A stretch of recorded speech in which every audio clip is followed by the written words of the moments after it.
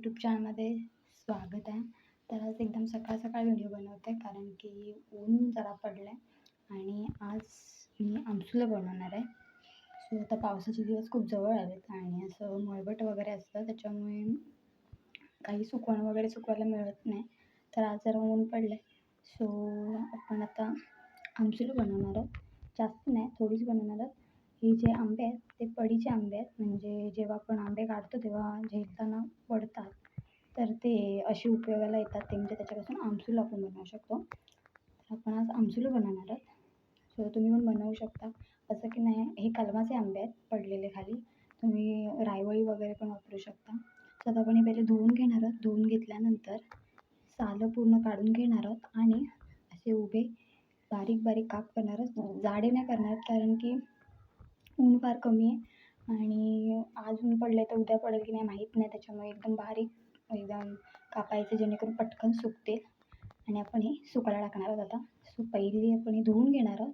धुवून घेतल्यानंतर चांगले कापून घेणार आहोत. आधी साली काढणार आहोत. साली काढून झाल्यानंतर कापून घेणार आहोत. सो इथे मी पाणी सोडलं आहे, चांगले धुवून घेणार आहोत.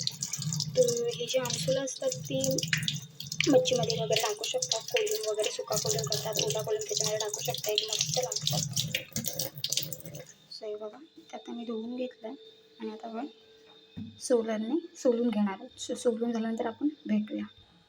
सो मी ते सोलून घेतले आहेत, तुम्ही बघू शकता. सोलर आणि सुरीने हे बघा पूर्ण सोलून घेतलं आहे आणि आत्ता आपण कापणार आहोत आणि छोटे छोटे तुकडे करणार आहोत आणि सुकायला टाकणार आहोत.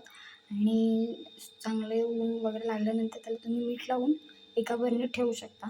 असं पण तुम्ही खाऊ शकता किंवा मच्छीमध्ये वगैरे तुम्ही सांबारा वगैरे असेल तर त्याच्यात पण तुम्ही टाकू शकता. कोलिंब वगैरे ओला असेल, सुका असेल त्याच्यात तुम्ही टाकू शकता. सो गावाकडे आमसुलं वगैरे खूप बनवतात, पण आता पाऊस एवढा लवकर आहे त्याच्यामुळे बनवायला जरा उशीर झाला आहे. सो आज ऊन पडलं तर आपण बनवून घेऊया.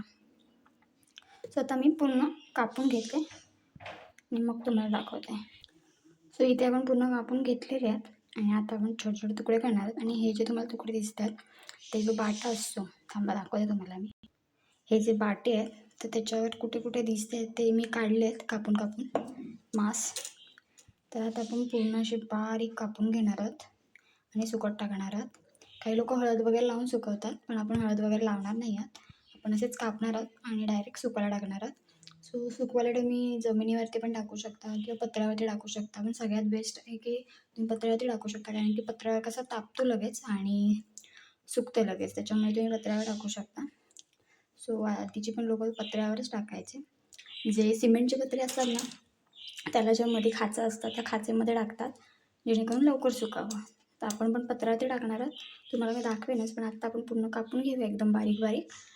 मी बारीक कापून झाले की तुम्हाला लगेच भेटते. मी इथे कापून घेतलं आहे पूर्ण, तुम्ही बघू शकता एकदम पातळ. हे बघा एकदम पातळ असं कापलं आहे आणि आता आपण हे डायरेक्ट सुकवायला टाकणार आहोत आणि पत्र्यावर टाकणार आहोत सुकवायला, जेणेकरून लवकर सुकावं यासाठी. ऊन पडलं आहे.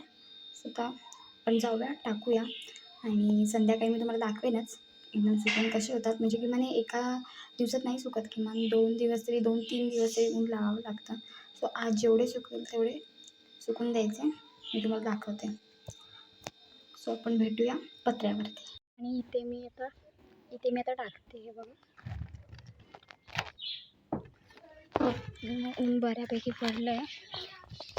सो हे बघा ऊन चांगलं पडलं आहे आणि पटकन सुकेल. खाली मी पिशवी टाकली आहे आणि आता इथे सुकते. सो संध्याकाळी मी तुम्हाला दाखवेनच त्यांचा कलर कसा झाला असेल तो.